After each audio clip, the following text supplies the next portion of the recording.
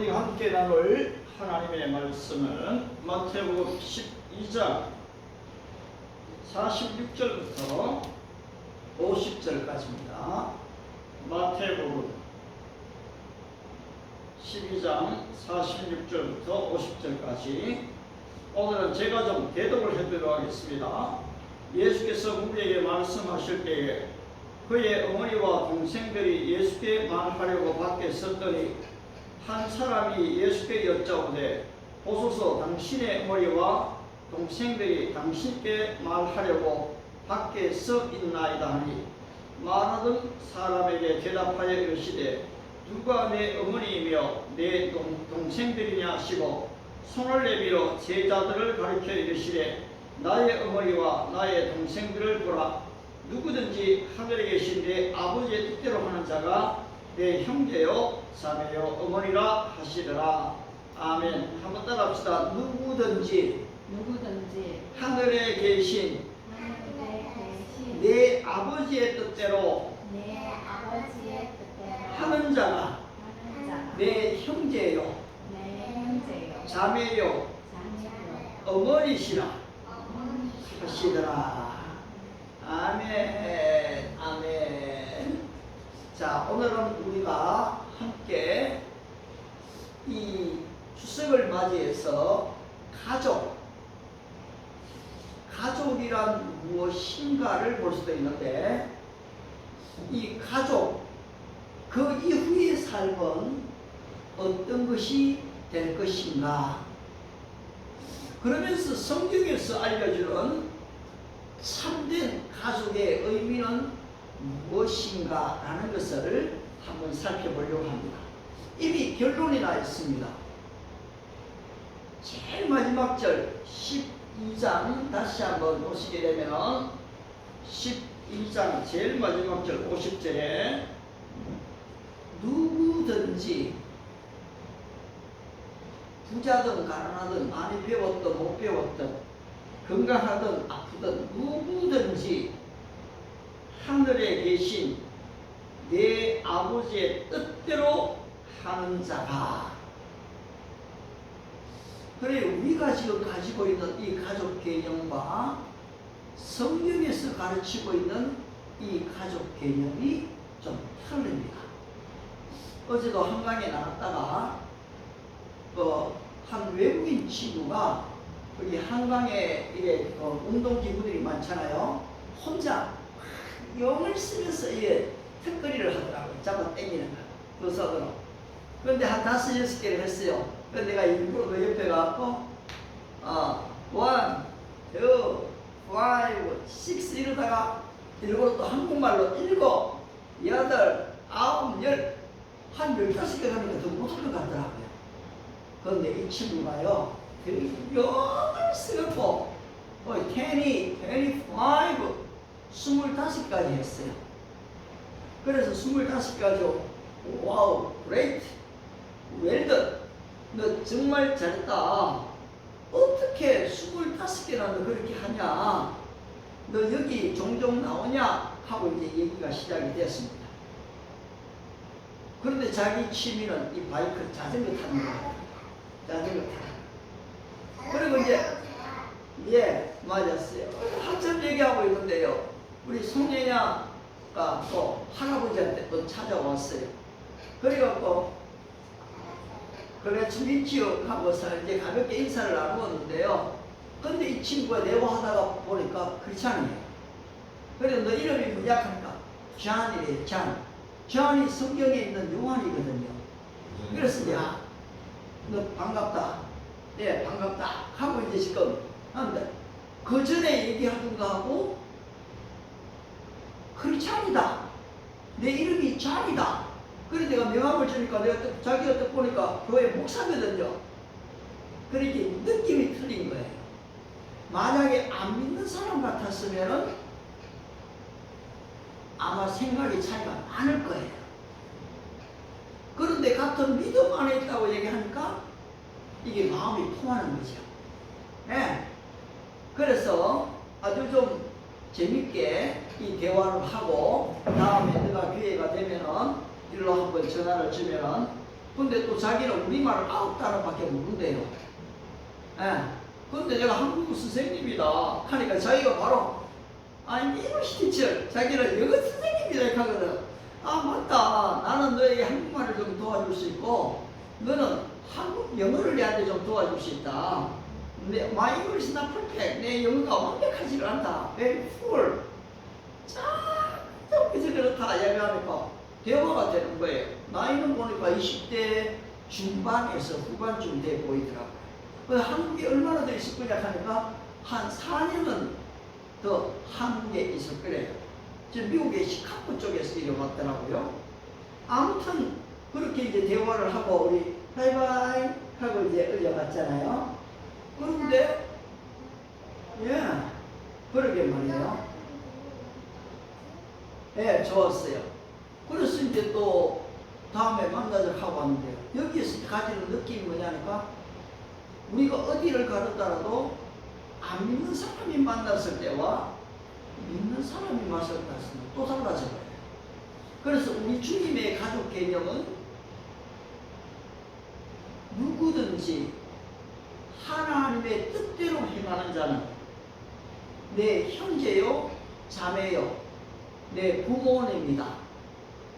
이 가족 개념의 확장을 가져왔어요. 근데 이것이 언제 때 그랬습니까? 벌써 BC 2000년 전이거든요. 지금으로 얘기하면 AD 2000년입니까? AD 2000년 전, 그죠? 1세기 때 예수님이 바로 이 가족의 개념을 바꾸어 놓았어요. 자, 그러면은 전통적인 가족 개념은 뭡니까? 전통적인 가족 개념은 먼저 만남이 있어요. 남녀간의 만남. 그 다음에 사랑이 싹트게 되죠. 그리고서는 어떻게 됩니까? 이제는 사랑이 싹트고 나면은 양가 부모님에게 이 상견례를 하게 돼요. 상견례. 그런데 양쪽에서 다 좋다 이래 되면은 약혼식을 치르잖아요. 그 다음에는 땅땅땅땅 결혼식을 해요. 이것이 전통적인 결혼관이에요. 그래서 결혼해갖고 애들 1명도 낳고 2명도 낳고 또 옛날에는 5명도 낳고 이렇게 낳았잖아요. 그런데 이상한 일이 벌어지고 있어요. 바로 1960년대, 70년대 이러한 지금 가족 개념이 지금은 어떻게 바뀌고 있는가 하니까 이 만남이 있는데요. 만난 이후에 사람들이 좀 깊어지면 남한테 소개할 때 이 사람이 나의 커플이라고 얘기를 합니다. 커플. 내하고 커플이에요. 그 다음에는 이 사람이 내하고 파트너 관계입니다. 내 아내다 남편이다 얘기를 안 해요. 그 다음에 이 사람하고 내하고 그냥 교제 관계하고 있어요. 교제하고 있어요. 그리고 하든지 조금 더 깊은 사람들은 이 사람 내하고 동거를 하고 있어요. 동거. 그 다음에는 조금 더 나가면 이 생애의 한 시기에 내하고 동반자입니다. 앞으로 영원히 살겠다는 의미가 아니에요. 그냥 한 시기에 그때 당시에 동반자입니다 라고 소개를 시키고요. 그 다음에 심지어는 이 가족 개념이 핵가족에서 대가족이 있잖아요. 옛날 농경사회에. 그래서 핵가족으로 옵니다. 5명, 7명씩 있던 가족이 3명, 4명 줄어들죠. 그런데 이것이 어디 단계까지 왔는가 하면 이제는 1인 가족. 한 사람도 가족이다 이래 돼버려요. 1인 가족 시대로 와버리게 되거든요. 그런데 20대 중반 때부터 친구들이 결혼을 하고 나면은 이제 부잣돈을 우리 다 내잖아요. 근데 나이가 35이 내가 10년 동안에 부잣돈을 냈는데 자기는 이제 아무래도 결혼하기 하기가 어렵다고 싶어요. 그러면 아예 이제까지 했던 그 부잣돈들을 다 도로 돌려받더라고요. 예, 돌려받아 연락을 내가 나하게 결혼을 할 거니까 너 시집갈 때 내 했던 거 다 돌려놓고 하고요. 그리고 다 돌려받는 시대더라고요. 예. 그래 이제 1인 가족이 지금 유행하는 이런 시대가 되어버린 거예요. 자, 그러면은 앞으로 이제 어떤 일이 벌어질 것인가? 왜냐하니까 우리 한국에도 35 이상 된 사람들이 결혼 안 하려고 하는 남녀들도 엄청나게 많아요. 그래 40대가 되니까 더더욱 이제는 좀 늦다 싶지요. 그런데 이제는 어떤 시대가 되버릴까? 나는 결혼은 안 하지만 애는 키우고 싶어. 그래서 정자를 제공을 받습니다. 예, 정자, 제공자가 나타나기를 시작하고 그 다음에 아기를 대신 임신해주는 대리모가 나옵니다. 그래 이런 사람들은 아기를 딱 낳고 나면 자기는 이 얘기를 이제 이미 그 작정된 엄마한테 넘기는 거죠. 그래서 이런 사람을 우리가 대리모라고 얘기하는데요. 그러니까 이제는 이 정자와 난자를 돈으로 사고 파는 그런 시대가 되어져 버려서 이제 여기에 굉장한 이 가족 관계에 혼란이 생겨나게 됩니다. 그러다 보니까 이제는 가족 개념이 대가족에서 이제는 협상가족, 그 다음에 교환가족, 그 다음에 이 다수가족, 이런 것들이 생겨나면서 우리나라, 내가 1993년도에 영국을 한 2달 갔는데요. 그때의 가정을 방문을 해보니까 안 믿는 사람은 말할 것도 없고 교회에 믿는 사람들의 가정을 한 10가정을 가면은 거의 한 4가정, 5가정이 이혼가정들이에요. 근데 걔들이 그때에 이분이 나의 새엄마입니다. 이분이 나의 배나른 애예요. 이런 얘기 하는데 조금도 부끄러움이 없어요. 너무 자연스럽게 그렇게 자기를 소개하거든요. 그런데 야, 이거 영국이 지금 이렇다면은 한국도 한 20년이 지나면은 이런 시대가 좀 도래하겠다 염려를 했는데요. 아니나 다를까 우리나라도 1980년이 지나고 나니까 점점 이혼의 붐이 일어나더라고요. 이혼의 붐. 왜 그런 거예요? 이제 제일 이야기를 많이 하는 부분들이 성격 차이를 갖다 대요. 성격 차이. 이 사람하고 내하고 살아봤더니만 20년을 살았는데, 아니면 더 빨리 한 10년이죠. 살았는데, 너무너무 성격의 차이가 나니까, 이렇게 사는 것보다는 헤어지는 게 좋을 것 같습니다. 이렇게 헤어지고, 그 다음에 또 한 10년, 15년이 지나니까, 이제는 황혼 이혼이 등장을 해요. 왜냐하면 애를 키울 때까지는 애 결혼을 위해서는 참고 살았어요. 그런데 이제 연금도 나오고 또 딱 그거 안정감이 되니까 야, 내가 이 사람하고 이런 형태로 평생을 사는 것보다는 단 하루라도 자유를 누리며 살고 싶다. 이래갖고 황혼 이혼들이 점점 늘어나기를 시작한 거죠. 그러다 보니까 이제는 옛날 같은 그냥 이혼이다 이런 정도의 문제가 아니고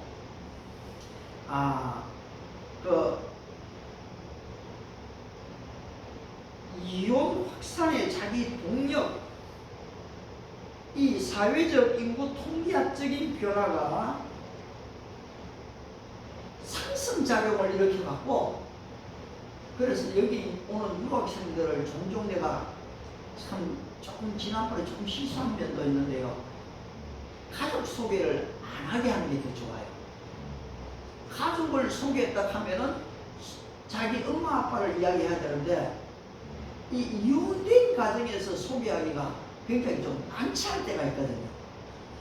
아니 뭐 같은 프랑스 사람이면 그게 만연하니까 이야기하는데 별로 부담이 없어요. 그런데 지금 낯선 곳에 낯선 사람들한테 자기를 그런 식으로 소개하려고 하니까 조금 좀 걸리는 부분들이 있어요. 그래서 저 역시도 개인들을 이래 만났을 때 사생활을 잘 안 묻거든요. 뭐 심지어 직업이 뭐냐, 나이가 몇 살이냐, 그 다음에 어디 뭐를 공부했냐, 아니면은 뭐 결혼을 했냐, 아기가 있냐 이런 걸 잘 안 물어요. 예, 자기가 얘기하는 사람들이 있어 스스로. 그런 사람은 괜찮지만은 그렇지 않은 사람들한테는 구태여 그걸 개인 사생활을 잘 물을 필요가 없는 거죠. 옛날부터 우리는 이런 질문들이 너무 당연하잖아요. 근데 문제는 시대가 바뀌어버렸고요. 지금 이제는 이 혼전 동거를 이미 연습하는 사람들이 많이 생겼어요. 혼전, 결혼하기 전에 남실하고 내하고 성격이 맞는지, 그 다음에 이 아기를 가질 것인지, 이런 지금 것들을 1년, 2년간 이래 해보는 사람들이 많이 생겼다는 거죠. 근데 통계학적으로 이러다 보니까 이렇게 경험한 사람들이 이혼할 확률은 옛날보다 더 많아진 거예요. 근데 어느 누구도 솔직히 그 성격이 다 맞을 수가 없어요. 데이트 기간에는 다 좀 이래 맞춰줄지 모르지만은 결혼하고 나서 이미 지금 관심 분야와 그리고 또 내가 추구해 나가는 방향, 목적과 방향이 다 틀려요. 옛날에는 그래서 어른들은 그냥 성격을 맞춰가면서 사는 것이 뭘 그래 이랬지만은 지금은 이제 그것이 다툼이 되고 싸움이 되니까 이제 삶에 지쳐버려요. 그러면 여기에서 나온 이 아이들은 어떻게 되는가? 이제 대부분의 아이들이 엄마들이 4살, 7살, 12살 막 이럴 때 이제 진짜 어머니의 사랑을 완전히 받아야 될 때에 어머니의 사랑을 못 받다 보니까 이제 성격적으로 이제 더 이상한 형제 자매들이 발생하게 되는 거죠. 근데 이것이 이제 사회의 보편적인 일이 되다 보니까 이제는 이런 가족 개념 자체가 이 소위 말하는 대변혁이 일어났다 라고 지금 얘기를 하고 있거든요.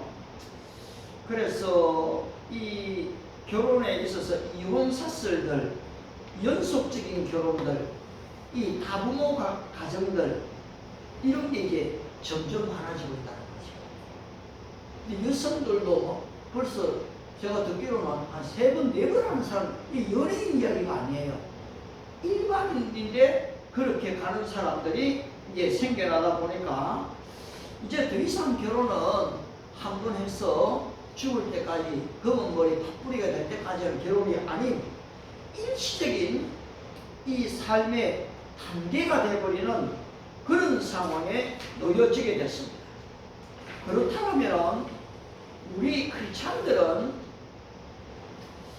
여기에 대해서 이 불확실성의 생산, 불확실한 이 결혼에 대해서 어떻게 대응할 것인가?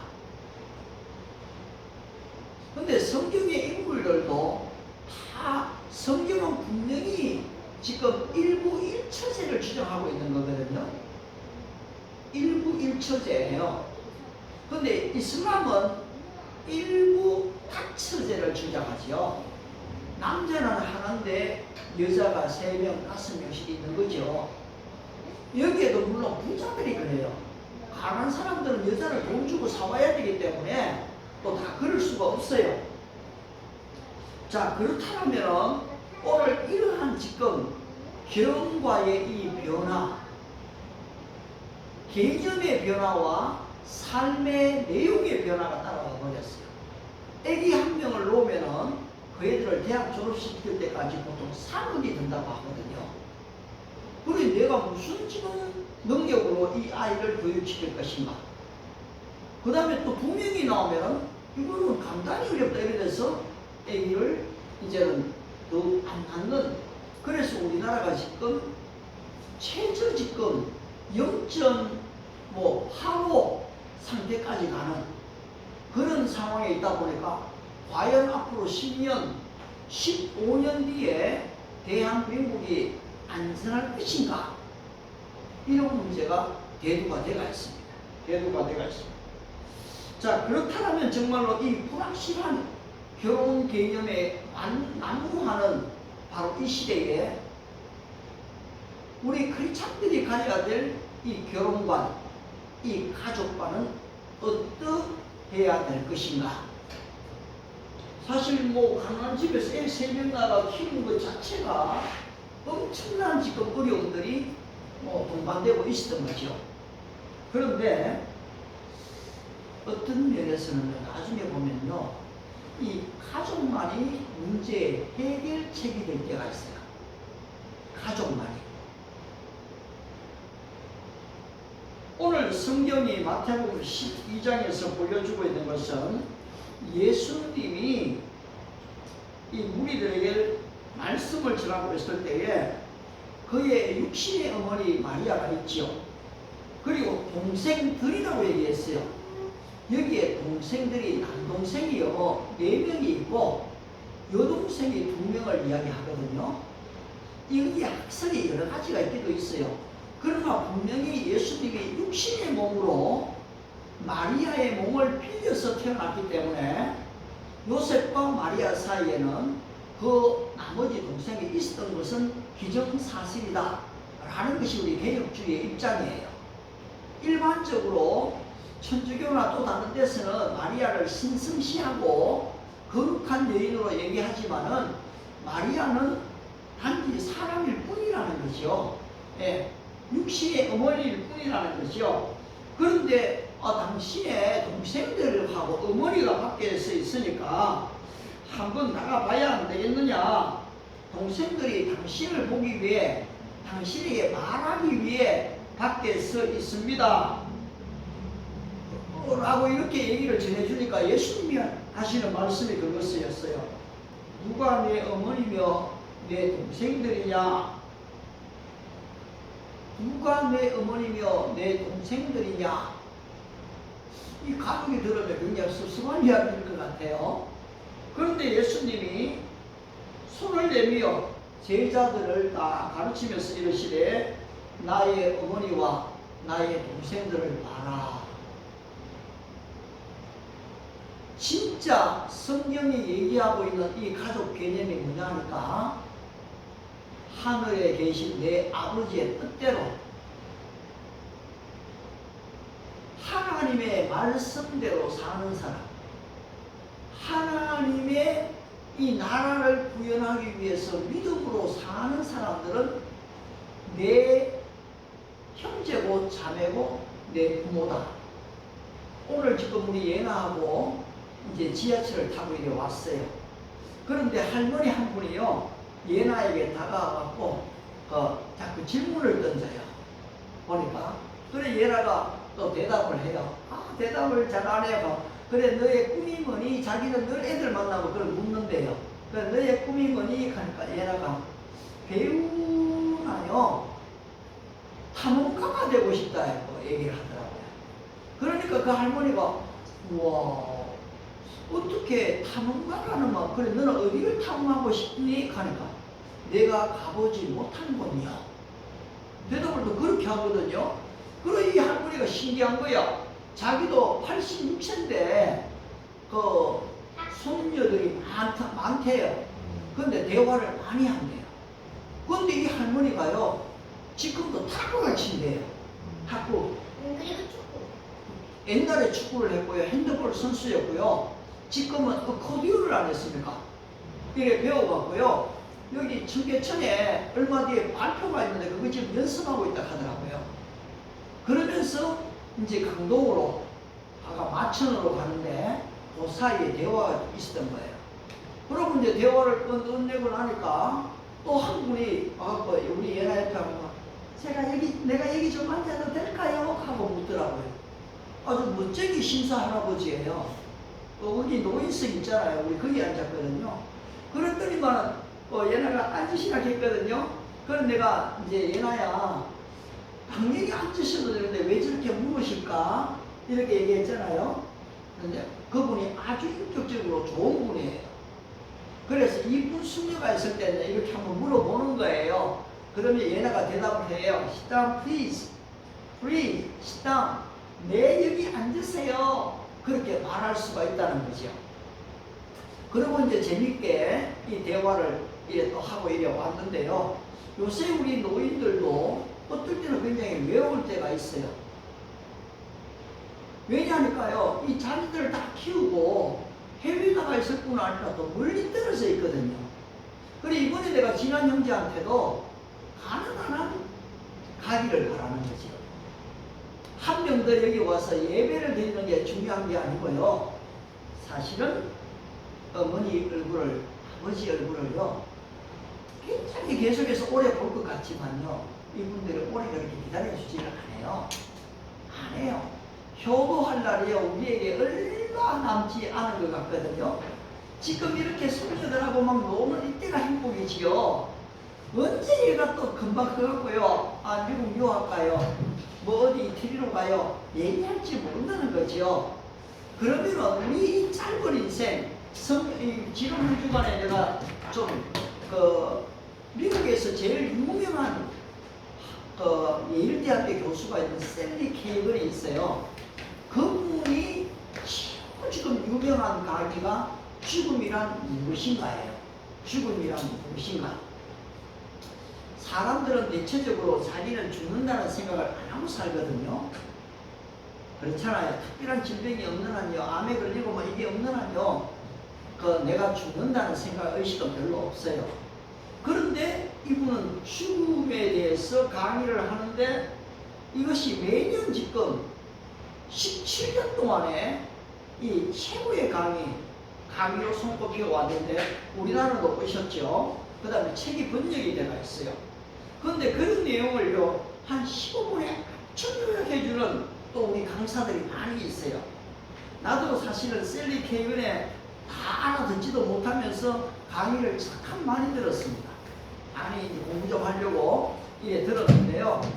거기에서 이분은 딱 얘기하는 것이 이원론과 이론론이 있거든요. 바로 사람의 몸은 영과 영혼의 결합이 몸이다 하는 이원론이 있고, 그 다음에 아이고 영혼 같은 것은 없어, 그냥 육체면 이거 물질로 만들어진 존재야, 이게 이론론이에요. 물리주의죠. 물리주의, 듀얼리즘, 바로 이원론이고요. 그런데 성경은 우리에게 분명하게 가르치는 것이 하나님이 인간을 창조할 때 흙으로 빚으시고 그 다음에는 그 코에 생기를 불어넣으셨다. 그래서 생명이 된 것을 분명하게 얘기해요. 그런데 이렇게 기독교 중심의 중세가 이제는 하나님 중심주의에서 인간 중심주의로 바뀌게 되는 거죠. 여기에 지금 이 인간 이성의 발달과 그 다음에 과학의 발달이 따라와요. 그러다 보니까 이제는 신은 없는 쪽으로 얘기를 해버리게 되고, 그 다음에 이제 멋대로 자기가 원하는 대로 살고 싶어 하는 거죠. 그래서 여기에 이제 쾌락주의가 등장을 하게 되는 겁니다. 그리고 이제까지 시대를 거쳐왔던 이 이점들이 많아요. 내셔널리즘, 이거 민족주의잖아요. 굉장히 좋은 것 같지만은 이 민족주의가 부정적으로 가버리면 결국은 히틀러 같은 사람들이 나오게 되죠.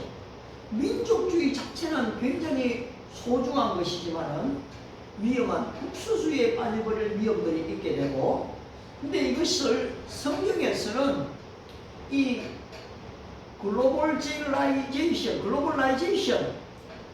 뭐 이 우주화, 세계화를 시켜버리는데, 그런데 여기에서도 함정은 항상 있어요.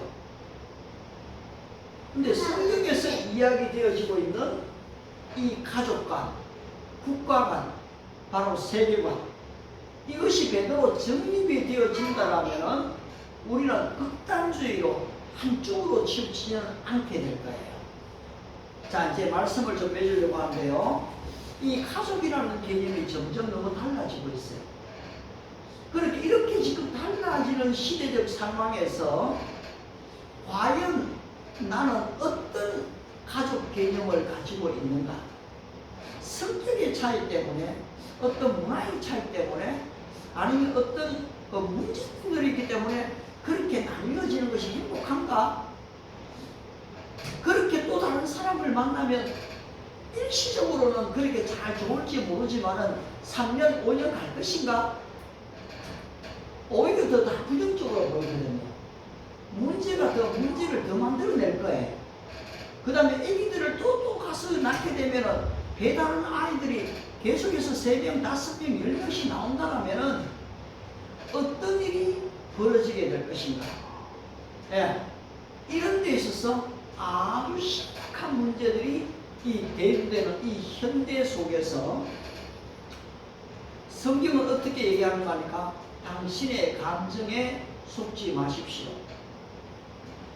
대부분 이것은 사랑으로 위장되어진 감정주의에 빠질 때가 많거든요.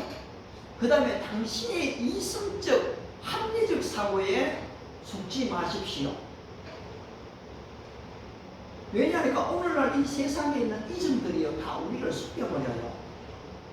그것이 다 옳은 것처럼, 과학주의인 것처럼, 합리적인 것처럼 다가오거든요. 그래서 사람들이 그 얘기에 아주 또 세계적인 유명한 철학자, 인문학자들이 얘기하면 그런 것 같아 하고 따라가 보면은 10년 뒤에 거기에 대한 어떤 진정한 보상을 해줄 수가 없어요. 근데 성경에서 얘기하시는 이 예수님의 이 가르침을 제대로 이해하고 하면 여기에 사랑이 인내가 있거든요. 사랑이 용서가 있어요. 사랑을 하게 되니까 이해가 되는 거지요. 그런데 이 사랑의 능력은 내가 사랑하는 게 아닙니다. 로마서 5장 5절에 God has poured out His love into our heart by the Holy Spirit. 하나님의 사랑이 성령으로 말미암아 우리에게 주어진 성령으로 말미암아 우리 마음에 부음바 됨이에요. 그 부음바 되어진 하나님의 사랑의 능력은 사실 이해하게 되거든요. 용납하게 되거든요. 그리고 차이들을 극복시키게 만들어 버릴 수가 있어요. 제가 이번에 우리 가족들하고 모여갖고 아이들한테 들은 얘기가요. 아이고 아빠는 방 좀 치우세요. 저거 방은 먹어치나 놓고 아빠 좀 집이 이게 뭐예요? 화장실도 막 그렇고요. 이래가 내가 여자친구 한 명 데리고 오기가 어렵다 하더라고요. 그래서 내가 쇼크를 받았어요. 애들이 저거는 뭐를 이렇게 해도 전체를 보니까 이렇구나. 뭐 할 거 없다. 그 다음은 좋은 거니까 내가 들어주자 싶어갖고요. 지금 한 몇 년 동안에 거기에 뒤에 이 시장하는 것들을 어제 대충 산다고 열심히 끄집어냈어요. 근데 이번에 아이들하고 만나면서 내가 느낀 거는 진짜 저도 이상으로 한번 해보자. 근데 내가 어릴 때부터 막 이런 부분에 깨끗하게만 정리하고 이런 것들을 제대로 잘 못할 것 같아요. 그런데 이제는 한번 해보자 주의로. 한번 자기들 입에서 이런 소리가 안 나오게끔 한번 해버리자. 이런 생각이 들면서는 이래 갖고라도 이 가족을 하나로 한 울타리로 좀 집어넣는 것이 중요하고 자기들이 뭐 하든 안 하든 그것은 자기들의 문제고 그 요구를 한번 들어줘 보자. 이런 지금 이번에 결단을 했는 가장 큰 걸 보면 이번에 좀 내 아래 결심 중에 하나이기도 한데요. 아무튼 이런 면에서 이제 성경이 가르치는 사랑의 능력으로 우리가 이해를 하고 받아들이고 사랑의 능력으로 나를 변화시킨다면 과연 그렇게 가족이 힘들고 지치고 어려울 것인가? 아니라는 거예요. 하나님의 사랑 안에 진정한 평화가 주어지기 때문에 참된 기쁨과 즐거움이 전달되기 때문에 우리 모두가 주님이 공급하시는 성령에 의해 공급하시는 이 사랑의 능력으로 하나 되는 한 가족이 되는, 그래서 정말로 이 가족을 통해서 이구식은 하나님의 역사를 보는 이제 2차 부흥회를 시작하겠습니다. 떨어졌어요. 네, 그런 은혜가 주어지기를 우리가 축복을 해야 된다. 자, 이제 유유씨가 오늘 내가 들었던 설교의 핵심 이야기를 나머지 분들에게 전달해 주는 겁니다. 오늘 목사님의 핵심 이야기가 뭡니까? 좋은 생각을 들었는데 예. 항상 이제 저기 오늘 제 여태까지 하는 말씀 중에 많은 그렇죠. 잘 이해를 하는 상황인데 전달하기는 쉽지가 않다. 뭘 들었는지는 잊어버렸다. 아, 괜찮아요. 근데 지금요, 유유 씨가 그전에는, 찬양하는데 깜짝 놀랐어. 그전에는 찬양까지 하고요, 그전에는 입으로 노래까지 막 하더라고요. 그래서 지금 이게 많이 회복되고 있는 것들을 직접 느꼈고요. 그런데 그전에는 내가 말 하는 것도 이해가 잘 안 됐는데, 지금은, 지난번 우리가 여름 수련회 갔을 때도요, 목사님, 이제까지 들었던 얘기들 중에서 최고로 쉽게 내가 잘 이해되어진 말씀이다. 그 얘기 했거든요. 그런데 또 오늘도 내가 보니까 말씀을 들을 때 듣는 게 들어가는지 안 들어가는지도 다 보이거든요. 이상한 얘기 같지만 이제 이 정도 되면요. 그게 우리 유유 씨에게 말씀이 들어가는지 안 들어가는지도 보여. 근데 지금 우리가 예나가 얘기가 있잖아요. 예나도 알아들어먹을 수 있도록 조금 얘기하려고 하거든요. 근데 오늘 예나는 할아버지가 목사님이 어떤 얘기를 좀 많이 한 것 같아요. 생각나는 대로. 지하철 타고 오면서도, 그죠? 할아버지가 여기 앉아도 될까요? 할 때에, 그죠? 앉으시라 했잖아요. 그 다음에 예나는 나는 게 뭐예요? 꿈이 뭐예요? 하니까, 배우나?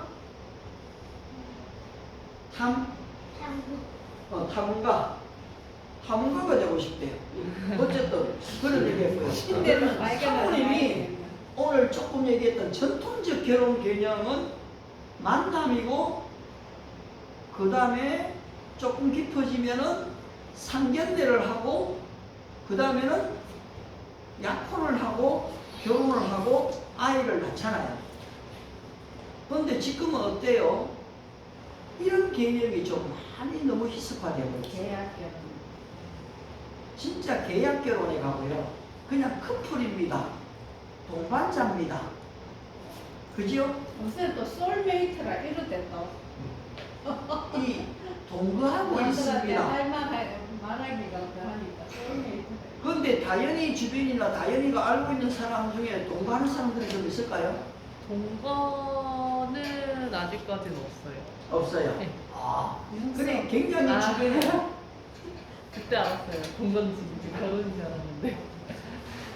그런데 동생이 만나는 많은 사람을 읽어보면요, 한번 얘기해보면은 동거하는 사람들이 적지 않거든요. 그런데 이 동거를 한다는 것은 뭐 3년, 5년을 산다는 걸까요? 그냥 헤어지기 전까지 그냥 만나는 거예요. 그게 이제 생애의 일시적인 동반자라는 거예요. 내 생애의 일시적 동반자. 그래 내가 뭐 직장 때문에 옮겨가거나 내 몸에 어떤 변화가 일어나거나 이러면 언제든지 이 사람이 아프거나 이렇게 하면은 헤어질 수 있는 준비되어진 거라는 거죠. 일시적 동반자라는 거죠. 그래 개념이 결혼이라는 개념이 너무나 지금 바뀌어져 버린. 그런데 늦게 왔다고 이걸 다 반복하기도 어렵고요. 굉장히 오늘 사실 중요한 얘기였어요. 예. 오늘 마태복음 12장 마지막 본문에서 이 또 가족 개념이 12장 46절에서 뭐, 50절 우리는 여기가 이제 막 새로운 개념이다 이렇게 하지만요. 예수님이 2000년 전에 가족이 무엇인가를 얘기한 개념은요. 최첨단의 시대를 앞서가는 개념이거든요. 그래서 우리 크리스찬들은 믿음으로 사는 분들을 내 어머니, 내 아버지처럼 여기는 거죠. 내 형제요, 자매처럼 생각하는 거예요. 이 가족 개념의 확산이 이렇게 큰 거죠. 그래, 우리 교회가요, 이 가족 같은 교회로 갈 수 있느냐라는 것이 가야 되는 것이 우리의 방향이죠. 우리가 이익 집단이 아니잖아요. 근데 어떤 자기 자신만 하기 위한 집단이 아니잖아요. 우리는 서로를 가족 개념으로 도와주는 집단인데, 그런데 여기에 중심에 누가 계신가 하면 하나님이 계시거든요. 내 아버지의 뜻대로 행하는 자라야 나의 형제요 자매요 모친이다. 마태복음 12장 50절의 오늘의 결론이었어요. 이런 면에서 여러분들이 이 가족 개념에 뭐 새로운 개념이다 뭐다 하는데 끌리는 게 아니고 속으면 안 됩니다. 이 시대의 사상에 속으면 안 됩니다.